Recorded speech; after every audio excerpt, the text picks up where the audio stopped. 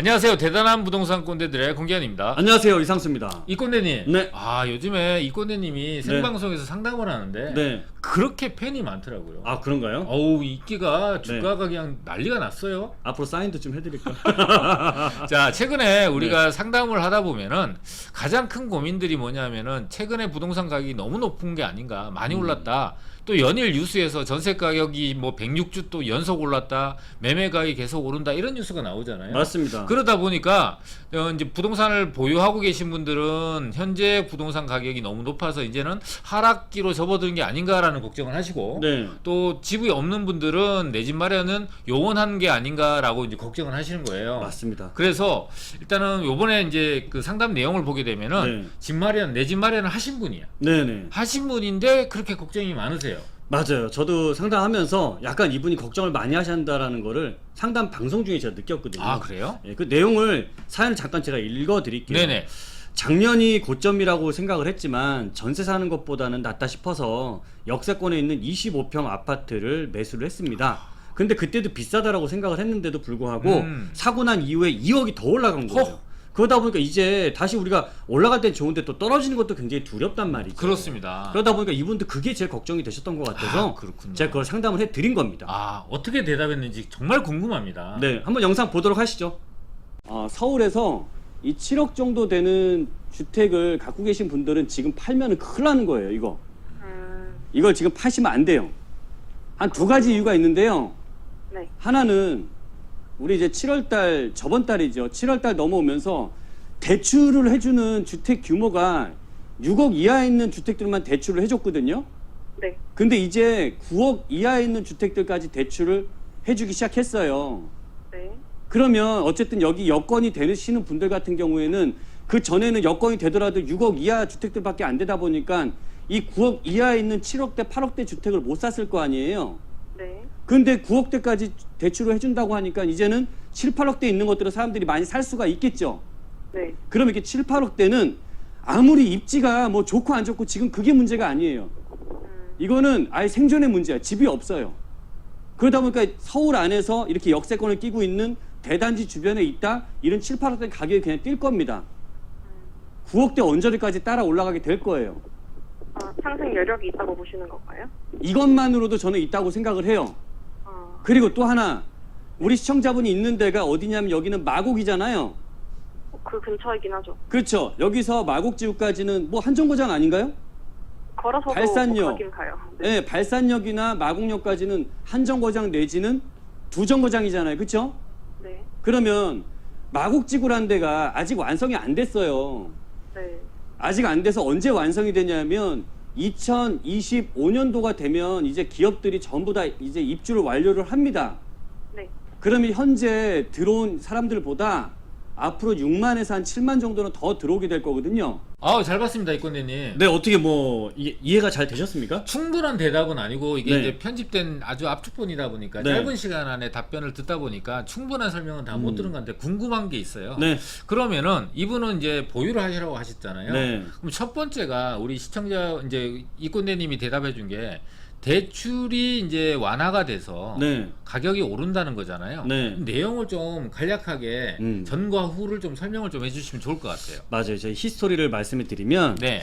이게 이제 2020년에 2020년하고 2021년 이제 두 번에 걸쳐서 대출 완화가 됐어요. 근데 2020년에 대출이 완화가 됐을 때는 6억 이하까지 대출을 풀어줬단 말이죠. 네네. 그 다음에 2021년에는 9억 이하까지 대출을 이제 풀어준 거예요. 올해? 네, 네네네. 올해. 근데 이제 작년에 이제 6억 이하에 있는 주택을 대출 완화하다 보니까 네. 이 6억 밑에 있는 4억대, 5억대 있는 매물들이 네. 이때부터 급격하게 사라지기 시작하는 거죠. 가격이 이제 뛰기 시작하는 거죠. 그러다 보니까 작년까지만 하더라도 이 6억 이하에 있는 주택들이 서울에서 10채 중에 3채는 있었어요. 한 30%는 있었는데 이게 감소가 엄청나게 빠른 속도로 감소가 되다 보니까 현재는 13.1% 정도만 남아 있습니다. 10채 중에 한 채 정도밖에 안 되네요. 그렇죠. 그러니까 6억 이하가 굉장히 빠른 속도로 사라졌고 이게 이제 9억 이하로 확대가 돼 버리다 보니까 네네. 이제 6억에서 9억 사이에 있는 주택은 7억대에서 8억대 이런 부동산인들일 거 아니에요. 네. 이거 역시도 굉장히 빠른 속도로 지금 감소하고 있다라고 보시면 좋을 것 같아요. 그래서 이제 지금 작년의 사례를 빗대서 보게 되면은 네. 지금 이제 9억까지 완화된 것들이니까 9억 이하의 주택들은 지금 현재 수요가 집중이 되고 네. 내 집 마련의 꿈을 꾸고 계신 분들이 기회다 싶어서 또 지금 아니면 집을 살 수 없다라는 조바심에 의해서 맞습니다. 시장에서 계속 유입이 되고 있는 상황이잖아요. 네, 그러니까 맞습니다. 수요는 폭증하는데 매물은 말라갖고 아, 그렇죠. 없는 상황이니까 그렇죠. 이제 9억 이상까지도 이 가격이 올라갈 수 있다. 네. 걱정하지 마셔라라고 네. 하신 거네요. 맞습니다. 두 번째로 제가 생각하고 있는 게 네. 지금 현재 서울에 아파트 평균 가격 자체가 네. 굉장히 빠른 속도로 상승을 했어요. 음. 그러니까 예를 들면 30평대 기준으로 봤을 때 네. 이게 지금 현재 평균 가격이 11억이 넘었거든요. 네, 그렇죠. 그 다음에 25평 네. 소형 평수잖아요. 네. 선호도가 상당히 높은. 그렇죠. 근데 이게 8억대가 넘었습니다. 8억대 아. 중반 정도 하고 있거든요. 그렇네요. 그러니 서울 전체 평균보다 지금 우리 이 전화 주신 내용이 사연의 주인공이신 분은 7억 정도의 시세를 하고 있다라고 알고 계시니까 평균 이하네요. 평균구보다는 싼 거예요. 네. 게다가 여건들이 굉장히 좋아요. 역세권이죠. 그렇죠. 그 다음에 직장 업무타운이 있는 인접 마곡지구를 도보로 이용할 수 있다라고 본인이 입으로 이제 방송에서 설명을 해주셨다시피 네. 그 정도로 직주 접근성이 좋은 그런 그렇죠. 데고 네. 단지 규모도 600세가 넘다 보니까 중형 단지로서 충분히 경쟁력을 갖추고 있는 네. 역세권 업무지구 그다음에 중형 단지. 단지. 예. 그러니까 너무나 좋은 조건을 잘 갖고 있는 것 같아요. 네, 맞습니다. 네. 이번도 이제 필요에 의해서 샀는데 네네. 그 시기에 매수가 아주 시기적절하게 잘 되신 거죠. 아 게다가 네. 지금 아까 이제 대출도 얘기했지만은 네. 지금 이제 2025년까지 네. 입주 물량들이 굉장히 적잖아요. 맞아요. 그것도 하나의 요인이 될 것 같아요. 네, 그래서 보면은 네. 지금 이 시장에서 가장 지금 집값의 상승을 시키는 가장 근본적인 요인이 네. 시장 내에서 공급이 가장 문제가 되고 있잖아요. 아, 그렇죠. 근데 이 공급은 우리 시청자분들이나 저희는 한 두 가지 정도로 보시는 게 좋을 것 같아요.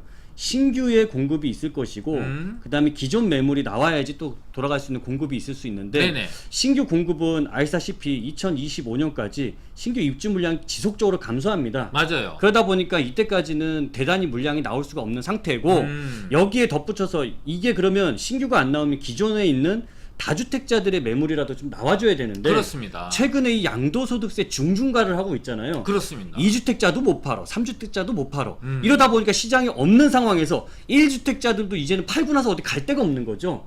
매물이 없으니까. 내가 팔고 나면 어딘가 옮겨가야 되는데 옮겨갈 수 있는 물건 자체를 못 구하다 보니까 1주택자도 지금은 못 팔고 있는 상황이에요. 그러니까 소수의 물건이 나오니까 부르는 게 값이에요. 맞아요. 그러다 보니까 네네. 얼마나 이게 뭐 시장이 왜곡이 됐다라고 얘기를 할 정도로 음. 없는 물건 가지고서 한두 채 거래가 되는 게 시세가 돼 버리니까. 그러니까 7억에 팔고 이제 시세가 7억이라면 네. 7억에 팔고 비슷한 여건에 있는 아파트를 8억 5천에 사야 되니까 맞습니다. 그러면 어떻게 되냐면은 7억짜리 아파트가 네. 8억 5천까지 가는 거예요. 본인들이 그렇게 안 팔면 이사를 못 하니까. 그러니까. 네, 맞습니다. 그래서 한 세 가지 포인트로 보면 되겠네요. 네. 대출 완화, 네. 그다음에 평균 가격이 높아지고 굉장히 빠른 속도로 높아지고 있다. 그렇죠. 세 번째가 공급이 너무 부족하다. 네, 맞습니다. 이 세 가지 요인에 의해서 한 2025년까지는 네. 1주택자 거주 목적으로 실거주 목적으로 보유하고 계신 분들은 보유하셔도 네. 하락 위험이 그렇게 크지 않다라는 정도로 우리가 예측을 해볼 수가 있는 네, 거예요. 맞습니다. 그렇게 정리를 하니까 정말 깔끔하게 이해가 되는 것 같아요. 이 정도로 좀 길게 할 걸 그랬나요, 제가? 그렇군요. 자, 오늘 영상을 보신 분들은, 우리 시청자분들은 이게 부동산 가격이 앞으로 어떻게 될 것인가를 우리 이꼰대님과 제가 약간의 세 가지 정도의 포인트를 갖고 정리를 해봤는데요. 뭐 이 얘기에 동의하시는 분도 있고 또 반대로 하락하는 게 뭐 하락할 거라고 예상하시는 분도 있을 수 있습니다. 그래서 이거는 저희가 말씀드리는 걸 참조하셔서 이 영상을 보고 참조가 됐고 도움이 되셨다고 하시는 분들은 구독! 좋아요, 알람 설정 해주시면 감사하겠습니다. 다음에 찾아뵙도록 하겠습니다.